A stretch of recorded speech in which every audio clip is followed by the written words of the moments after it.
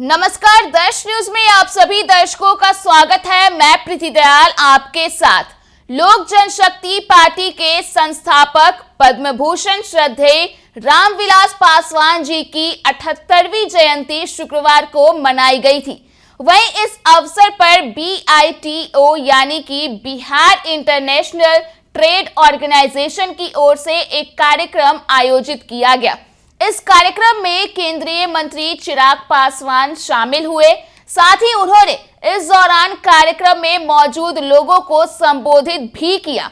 इस दौरान चिराग पासवान ने कहा कि आज का दिन मेरे लिए भावुक दिन भी है जब पापा नहीं है, लेकिन उनका आशीर्वाद हमेशा हमारे साथ है।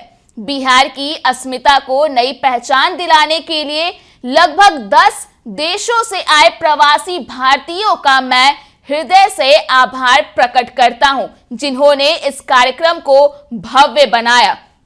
बता दें कि इस दौरान चिराग पासवान ने बिहार को नई पहचान दिलाने को लेकर कई सारी बातें कही, जिसकी सराहना भी की गई। मेरे लिए कतई ये बड़ी बात है, क्योंकि मैंने पूरे उम्र लोगों के लिए संभवतः शायद मंत्री ये सब बड़ी बातें होंगी, पर मैंने बचपन से स्कूल कॉलेज में तो कितनी बार तो कहानी सी बातें होता था, आ गया मंत्री का बेटा, आ गया मंत्री का बेटा। तो ये कोई उपलब्धि मेरे लिए कतई नहीं है, पर वो भावना मेरे लिए उपलब्धि जरूर है। जिस भावना को मेरे पिता ने मेरे भीतर दी और उसी सोच के साथ मैं आगे बढ़ा। अपने बिहार के लिए अगर मैं कुछ करता हूँ, जिस जगह पर मेरे पिता बिहार को देखना चाहते थे, उसके लिए अगर मैं कुछ करता, और इन 3 सालों में भी व्यक्तिगत भी मैंने कई लड़ाइयां लड़ी, राजनीतिक भी मैंने कई लड़ाइयां लड़ी। मुझसे एक करके सब छीन लिया गया। आज भले मुझे नेपोटिक कहा जाता हो, ये आजकल ये काम बहुत ज्यादा प्रचलित हो गया है। किसी को भी डाउनसाइज करना होता है तो सबसे पहले कहा जाता है कि नेपोटिक है, ये तो उनका बेटा है, इसको करना नहीं। हम लोग ऐसी दो-धारी तलवार पर चलते हैं। नेपोटिक्स अगर कोई अच्छा कर पाया तो करना ही था, उनका बेटा है, उनकी बेटी है, अगर ये नहीं करेगा तो और कौन करेगा। और अगर कोई नहीं कर पाया तो देखो अपने माँ बाप का नाम डुबा दिया। उन्होंने इतना किया, ये कुछ नहीं कर पाया। तो हम लोग तो दो-धारी तलवारों पर हमेशा चलते हैं। पर अगर इस बात पे भी कई उंगलियां उठाई जाती है कि भाई पिता कर रहे हैं, तुम भी कर रहे हो।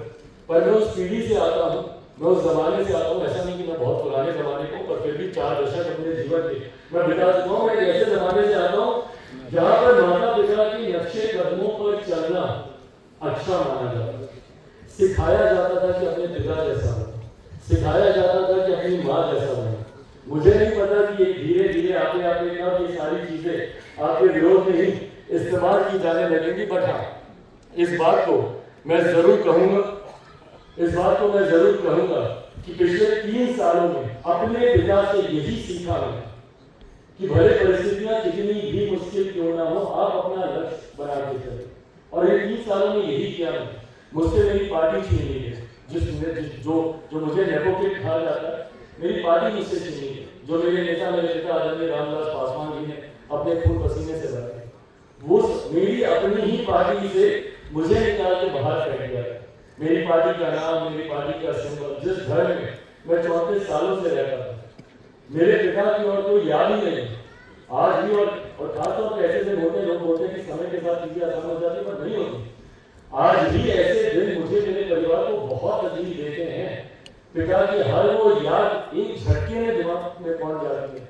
हर वो समय, हर वो पल जो उनके साथ होता है। आज इनका जन्मदिन उन्हीं में से एक है। हम लोग रात से लग जाते थे, मैं, मेरी सिस्टर, भाई सब लोग उनका केक काटना है, 12 बजे बर्थडे ड्रिंक करना है, उनको पता नहीं चलना चाहिए। रात से लेकर जाने में हम लोग करते थे। सुबह उठते ही जाना, उनके पहुंचना, उनका आशीर्वाद देना, ये तमाम चीजें हम लोग करने लगते थे।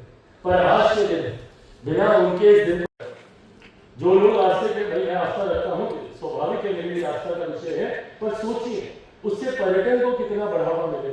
एक छोटा सा उदाहरण, मेरी ही लोकसभा में उस वक्त जमुई लोकसभा का मैं प्रतिनिधित्व करता था। भगवान महावीर की जन्मस्थली लछवाड़, वहां पर उनकी एक प्रतिमा थी 2600 साल पुरानी, जो नंदीवर्धन जी के द्वारा वहां पे स्थापित की गई थी। वो प्रतिमा चोरी हो गई थी। मैंने सदन में भी इस विषय को उठाया, और उसके बाद कई ऐसे जैन समुदाय के लोग हैं राष्ट्रीय अंतर्राष्ट्रीय स्तर पर, महाराज यहाँ पर मौजूद है, उनसे मैं जुड़ा और उनसे मैंने सिर्फ एक ही आग्रह किया कि आप अपने भगवान के लिए खूबसूरत मंदिर यहाँ पर बनवा दें। मूर्ति मिलने के बाद बस यह आग्रह मैंने किया। और आज मैं चाहूंगा कि आप लोग जाइए और उस मंदिर का दर्शन कीजिए। मुझे लगता है दुनिया के सबसे खूबसूरत मंदिरों में से वो एक मंदिर है। और इस मंदिर के बनने के बाद वहाँ पे 108 बेड का अस्पताल वहाँ पर आ गया, वहाँ पे छोटे छोटे शैक्षिक संस्थान खुलने लगे, एमएनसी आने लगे, रिजॉर्ट और विकसित होने लगे। तो रिलीजियस टूरिज्म को लेकर अनंत संभावना है।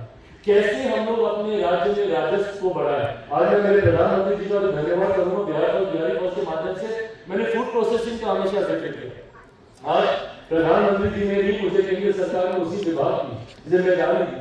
मैंने हमेशा कहा कि भैया मैं जिस लोकसभा से आता हूँ हाजीपुर का केला वो डाउन साउथ जाता है, केले के चिप्स बनता है, इतना महंगा बिकने लगता है। और अगर ये प्रोसेसिंग यूनिट वहीं पर लग जाए, वहीं पे उसकी प्रोसेसिंग होने लग जाए, पैकेजिंग होने लग जाए, उसको मार्केटिंग अगर हम लोग उसकी करने लग जाए, केले के चिप्स हो या आपका मुजफ्फरपुर की आपकी लीची हो, आपका भागलपुर का आम हो, मखाना आज राष्ट्रीय नहीं अंतर्राष्ट्रीय स्तर पर आज इसकी डिमांड है, उसकी मांग है। उसके प्रोसेसिंग यूनिट्स अगर हम लोग के राज्य में लगने लग जाए तो अपने आप उस राज्य का राजस्व बढ़ने लग जाएगा, किसानों के हाथ में ज्यादा आमदनी आने लग जाएगी। तो ये तमाम ऐसे विषय हैं वीडियो के माध्यम से अलग अलग मंचों पे मैंने विस्तार से चर्चा की है। बरसात का महीना है, आधा बिहार फिर बाढ़ में डूबेगा, आधा फिर सुखाड़ में रहेगा। नदियों को जोड़ने की योजना पर हम लोग को लगने की जरूरत है। इंटरलिंकिंग ऑफ द रिवर, ऐसे इलाकों से पानी को डाइवर्ट कर उन क्षेत्रों में लेकर जाने की जरूरत है जो सुखाड़ से प्रभावित होते हैं। ये तमाम ऐसे विषय हैं जिसको वीडियो के माध्यम से जिस इनिशिएटिव को मैं लेना चाहता हूँ, मैं हाथ में हाथ धरे सरकारें करेंगी, मैं उस इंतजार में नहीं रहना चाहता। और इसके लिए मैं आप सबके साथ की उम्मीद रखता हूँ, आप सबके मार्गदर्शन की अपेक्षा रखता हूँ। आप सबका अपना अपना अनुभव है, अलग अलग देशों में अलग अलग राज्यों में रहकर उस मार्गदर्शन की मैं उम्मीद रखता हूँ। और ये उम्मीद रखता हूँ कि हम सब एक साथ एक मंच पर आए, बिहारी अस्मिता पे हम लोग गर्व करें और उस बिहार के निर्माण में अपना योगदान दें जिस न्यू बिहार को लेकर हम सब गौरवान्वित महसूस करें, जिसको लेकर हम लोग आगे बढ़ना चाहते हैं। तो फिलहाल के लिए इस खबर में इतना ही। अगर आपने अभी तक हमारे YouTube चैनल को सब्सक्राइब नहीं किया है तो इसे जल्द सब्सक्राइब कर दें। इसके साथ ही अगर ये वीडियो Facebook के माध्यम से देख रहे हैं तो पेज को लाइक करना ना भूलें।